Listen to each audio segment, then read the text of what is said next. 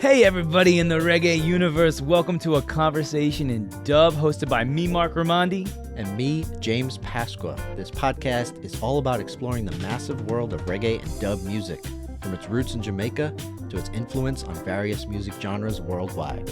This podcast also explores the intricacies of dub through insightful conversations, interviews with artists, and in-depth analysis of iconic tracks. We don't just talk about the music, but also the stories behind it, the techniques used in its production, and the social and political context that shaped its development. Our goal is to promote mindful listening, taking you, the listener, on the journey the artist intended. Through this process, we hope to introduce you to new music or give you a new insight on music you already know and love. This podcast is brought to you by Rootfire, a platform for reggae music worldwide with a mission to empower artists and nurture the community that supports them. You're here because you love reggae music and want to be a part of that community. We're here to help connect the dots. If you have any feedback for us, be sure to email us at aconversationindub@gmail.com or message us on Facebook or Instagram at aconversationindub. We love hearing from you. Now, let's get to the show. Hello there, bro. How you doing today? I'm doing great. What's up with you, man? Nothing much, bro. I'm taking this show on the road today. See that. We are on vacation down in South Carolina, just loving it, chilling on the beaches. I could tell just by the shirt. I know, right? I'm just digging the vibes down here. It's absolutely fantastic. And it's hot, but it ain't nowhere as near. I see the face you made. I know. You want to talk about hot? You really want to go there with me right now? What's the temperature where you at right now? Oh, right now it's not bad. It's 106. But Jesus, Las Vegas had its highest recorded temperature ever this weekend. It was 120 degrees. That is crazy. That is absolutely intense. I don't even know how did that even feel? Like what do you do in days like that? First of all, you stay inside. Oh yeah. And when you go outside, your skin crackles. It's like you're dehydrating fruit, but you're dehydrating yourself. That is terrifying. It's terrifying. I'll take it down here. It's been lovely, man. We've been going to beaches. The ocean here is so warm, it's insane. It's like walking into bathwater. It's nuts. So we've just been jumping in the oceans, hanging out. I've been teaching some lessons down here virtually, which has been really nice, and just soaking in the vibes before we got to go back home over the weekend. But it's going to be a crazy drive home. We're doing it all in one day. So it's going to be like a 15-hour stint. It's going to be crazy. That sounds terrible.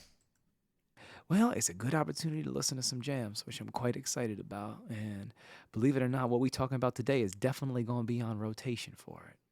Oh, yeah. We got a big one. We normally don't do like the mega hits in the scene, because we like to introduce people to music maybe they haven't heard before or forgotten about, or an older band's coming out with something new, which happens to be the case here.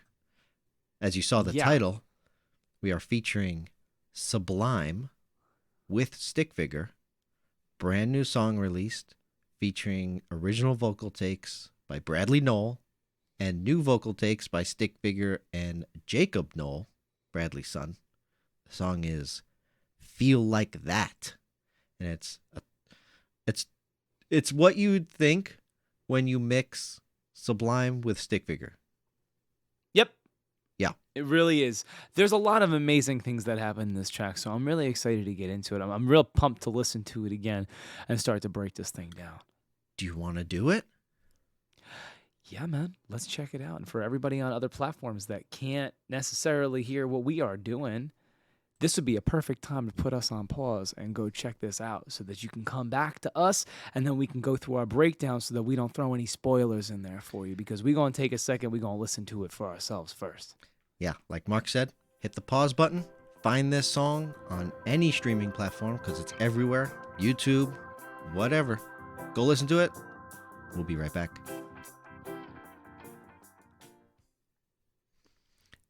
That was Sublime, Stick Figure with Feel Like That. How does that make you feel? A lot of things, to be honest. I know. There's a lot to break down here.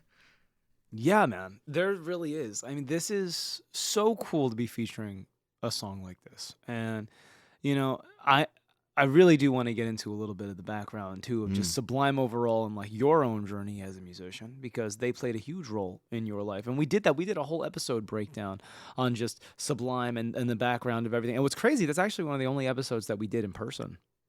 Is it?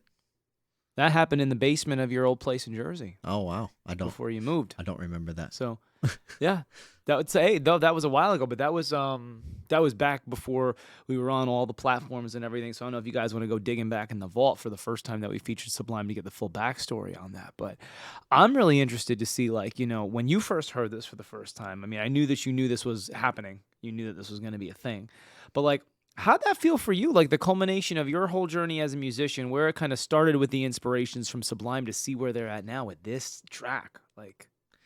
That's crazy. So yeah, I knew that they were working on this years ago. I remember Scott from Stick Figure posted that he was in the studio with Miguel, who is, quote, the fourth member of Sublime, and they were working on some new material with some unreleased takes from Bradley. And I remember thinking, oh no, don't do that. Because they've come out and said they've released everything. Everything's done. We've come out with everything that we could have come out with that Bradley did that is releasable. It's done. And then that happened. And I was like, oh no. What did they do? Did they Did they really Frankenstein some takes together and stuff? And honestly, they did. They did Frankenstein a little bit. Oh yeah. Some of that stuff there was some Frankenstein. is moved around and edited, of course, to make it sound, fitting to this song. I was pleasantly surprised with how much I liked the song when it actually came out. And I think they waited for the perfect time to do it.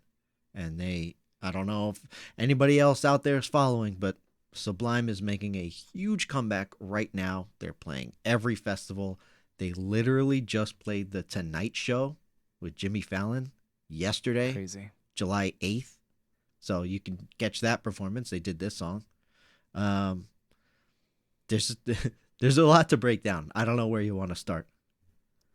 Well, I mean, let's start with the track. Yeah. Let's start with just what's going on within this track. Because first of all, again, for this song just screams summer for me too. It's right. the perfect summer jam right now. And I love, again, we feature so many songs here in terms of chord progressions where we don't have a lot of depth in terms of the chord progressions that are happening here, which is so reminiscent of OG Sublime and some of your catchiest songs from Sublime that you love.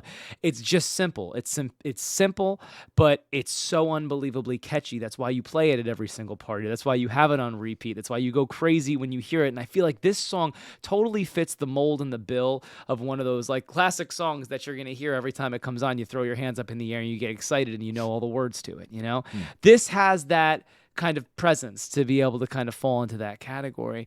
And I loved how the vocals folded into each other, and I love the layout of everything. There was so much variety in terms of the vocalization, switching between Stick Figure and Bradley and Jakob, and just the way that it was done.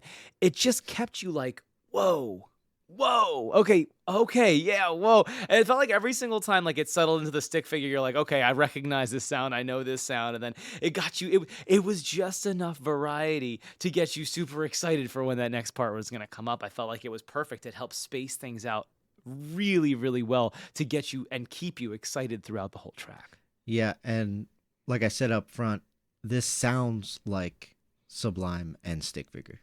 Right, it sounds like an really old Sublime groove because it is, but it also sounds like Stick Figure produced it, which he did. It fits the name because it's exactly what you're hearing there, and yeah, to the chord progression. I mean, that's just a classic dance hall, rhythm that Sublime would just jam in the studio to all the time, and we know that because we have all of the rarities, all the bootleg albums, all the stuff. I mean, you can hear it. A lot of that stuff is already out there. So, yeah, going back to the structure, I think maybe there may be one too many choruses, but that's just me being nitpicky. Oh, we're here again? But I don't know. I get it. It separates it, and you want to hear more of Bradley. I get it. Yeah, I think that it's the nostalgia factor that I think makes it not seem like it didn't get old for me. You know what I Mm. mean? But it also depends on, I guess, how many times you're listening to this track. You know what I Yeah. mean? Like for me, that's the one thing that's tough about like when you release a single. I mean, if you just listen to it and beat it up, of course, like songs like this do get very repetitive when you don't have that depth of chord progressions and you don't have like a real change in terms of verse and chorus that kind of gets you and catches you like that. But to throw this into a playlist, like this is 100% on every summer playlist I'm going to be listening to throughout the rest of the season, just because when that does come in, it's unbelievable. And I do love the elements of dub, the way that it just kind of cuts certain things out to really emphasize the vocals and make you think and make you listen and draw you into what's happening. That's really what the central part of this whole track is to get you to hone in on that and appreciate the just the vocals of what's happening and like the talent of Jakob. I think this is such a perfect way to bridge the gap between what was done, where we're at now, and what will be done when Jakob kind of takes the reins into like this new next chapter of Sublime, which is exactly what I think this track was. It's just it sums up the transition of where everything is and where it's going, which is super, super exciting. That's why I said I think this came out at the perfect time. And it makes me wonder how long they've been planning this return. This song might have been done years ago. Like it might have just been sitting on the shelf and they were like, but we're going to wait because there's something coming, you know? That's true. And they are making a huge comeback. So this is like the perfect song to just like light the fire. And, you know, all the Stick Figure fans are obviously listening to it.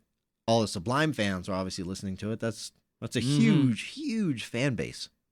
Still. I think that speaks to your point. They must have several things in the tank, especially because they're going on tour. I mean, first of all, think about how long it probably took for them to rehearse to have that entire catalog for tour to be able to just whip out and do and be comfortable with each other and get used to that. I mean, that chemistry to be able to build and rely on each other does take a long time. So that in itself is huge. And I would not be surprised if they have some new things that they're just sitting on too, because with this, they must know that all eyes are on them. Mm-hmm. All eyes are on them in the whole like reggae world. I mean, they were such a pivotal chapter in the turn of reggae music and a branch in a totally different direction from just traditional reggae to what we kind of grew to love here over in the States and especially on like the West Coast and that sound and like things like it's huge. All eyes are on them. Everybody's being looking towards that next move. I wouldn't be surprised if they have move 2, 3, 4, 5 planned out right now because they kind of had to. Maybe.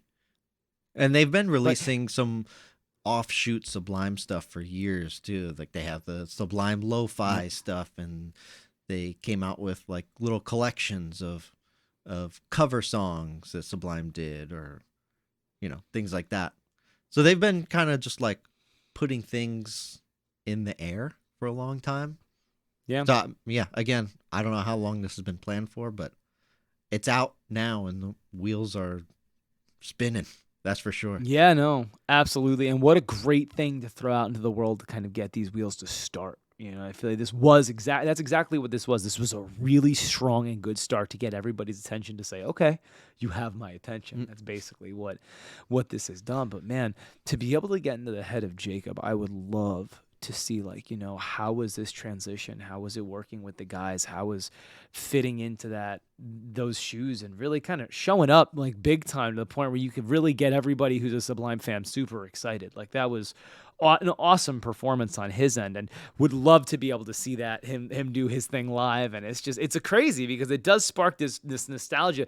There's something so familiar about the timbre of his voice that we love, but there's also something that's a little bit different that sparks something fresh and something new. Yeah, you know, which is really cool. So I've heard Jakob sing for a while now. You know, he has his band Jacob's Castle.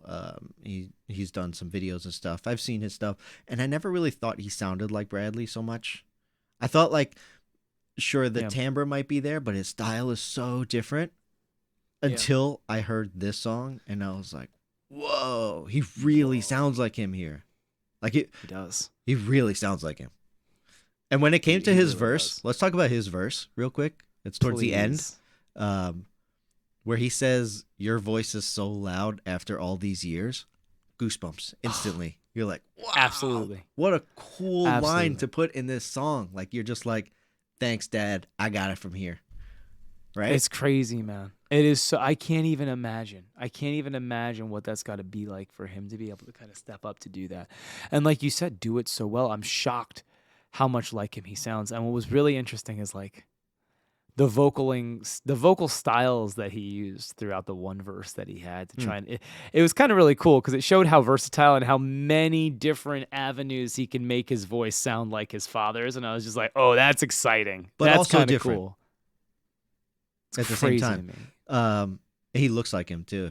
If you go and watch some recent videos of them playing together, he looks like him for sure. That's and wild. What's I think most crazy part of it is that Bradley was 28 when he died, and Jakob is 28 now, and they're starting this again. That's insane. Isn't that crazy? That's insane. That is so crazy. Yeah, I mean, honestly, that's why we do this, right? To get into these conversations and to hear these stories and to put something so real behind the songs. You know, so many times we listen to music and it's just a track, but like there is so much that really goes into this and the new chapter that they're starting here and conversations. Oh my gosh, I would love to be able to have. I'd love to be able to have Jakob on here and have the conversation of like, so let's talk through this. Like, what was this path like? What was the preparation for this like? Like how? Like what is the long-term plans too? Because I mean, we know that if this is where it's going and this is how it is, it's not going anywhere, which is super exciting. I hope not. So I don't know. I hope just it pumped continues at the long story enough of so Sublime. we could see it and we can enjoy it a little bit. Maybe get some new music out. Yeah, I mean, I think it's exciting that it's just we get to see the next chapter of Sublime unfold, and that's such an exciting thing. And for you personally, like what did it mean for you to kind of hear this track and like to see the trajectory of this band and where it's going from here? Well, it's funny because these samples that they took from original Bradley recordings, you can go listen to them. Some of them may be more familiar than others.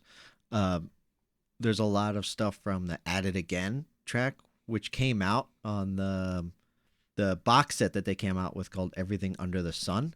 There's a lot of samples from that. They changed a little bit where he says Jamaica instead of Costa Rica. They must have obviously Frankenstein that together a little bit. I mean, it works there. And then there's a lot, like the chorus is from a song called Irene from the Black Album Volume 2. That was like a compilation that came out, I think after he died, of like really rare stuff. And that was on it. Not a very popular song. And honestly, I'll say it, not a very good one. Most of that song is very vulgar and gross and, obviously they didn't want to release that, but they took little snippets from it that really, really work. And that's what you're hearing in the chorus. That's where the feel like that comes from. So that's cool. That.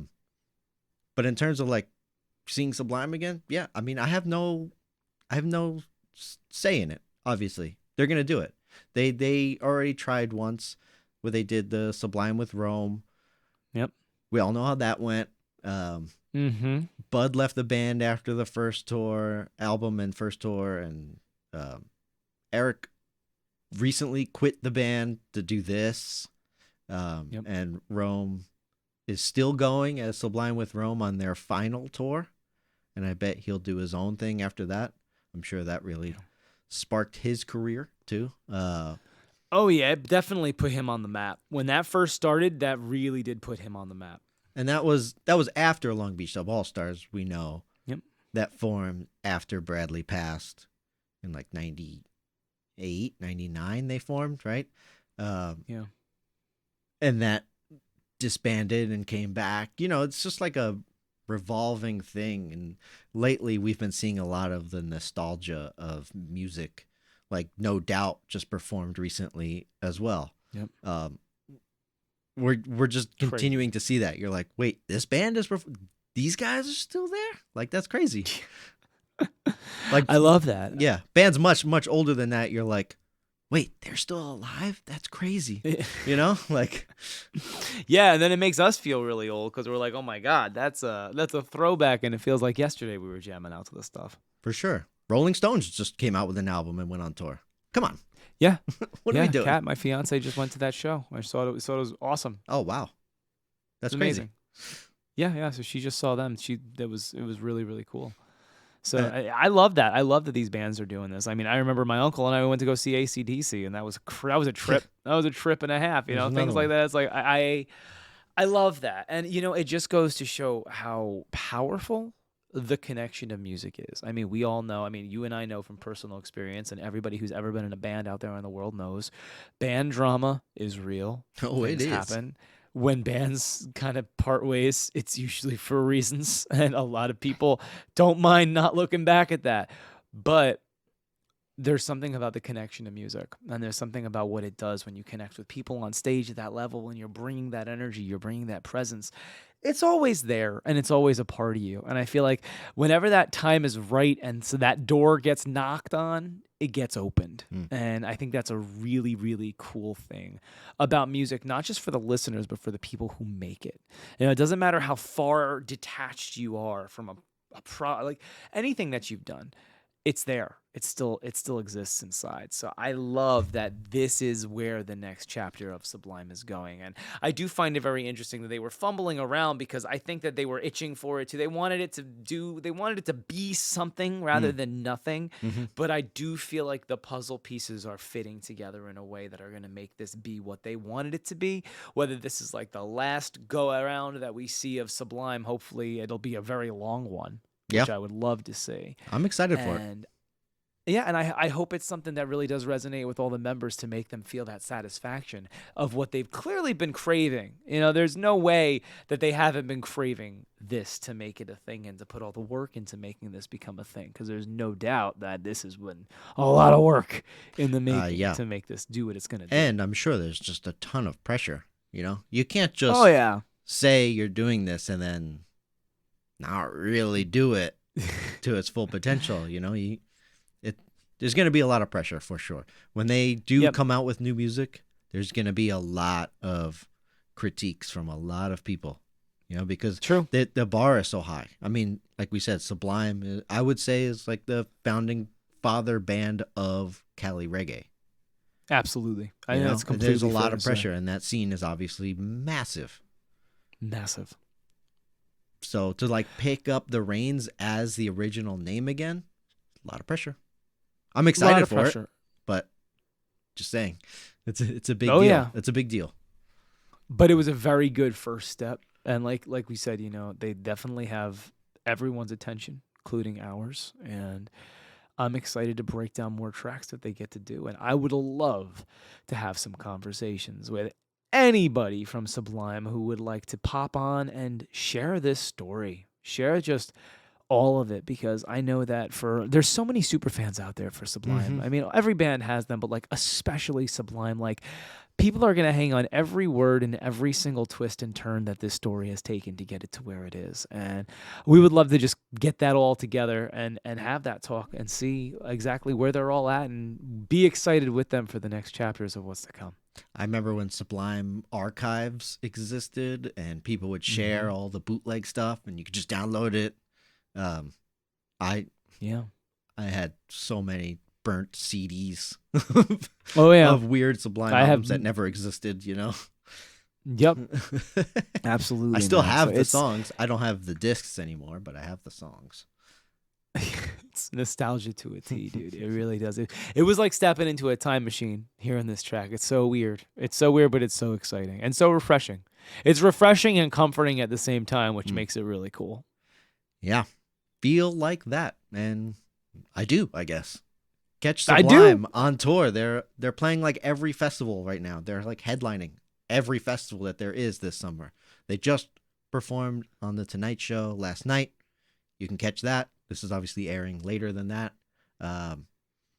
Check out their song again and again and listen to the words more and more, because you'll learn more and more every time you listen. Check out those bootleg tracks, Irene and At It Again, if you want the original content. It's wild. Yeah. It's wild to hear it. And thank you, bro, for that in the vault information that we have there. So that's really, really awesome. I told you, I have them. You do. You absolutely do. So, guys, I hope you guys all enjoyed this as much as we did.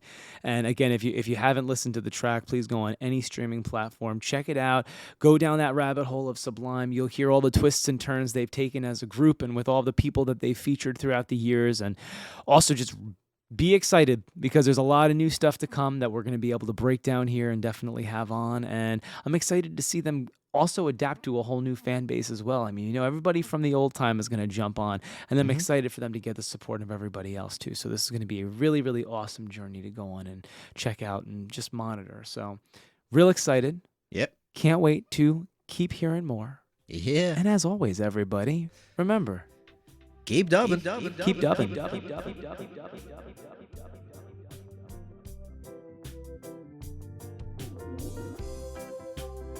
Thanks for listening to A Conversation in Dub, hosted by James Pasqua and Mark Raimondi. Conversation in Dub is brought to you by Rootfire, a platform for reggae music worldwide with a mission to empower artists and nurture the community that supports them. You're here because you love reggae music and want to be a part of that community? We're here to help you connect the dots. This show is produced and edited by James Pasqua. Our theme music is an original composition called Keep Dubbing by James Pasqua and Mark Raimondi. If you want to hear previous episodes containing full songs, you can find them all on Spotify. Follow us on Instagram and Facebook at A Conversation in Dub. And if you have any feedback, requests, or just want to talk about music, reach out there or email us at aconversationindub@gmail.com. Make sure to rate us on your podcast platform of choice. And as always, keep dubbing.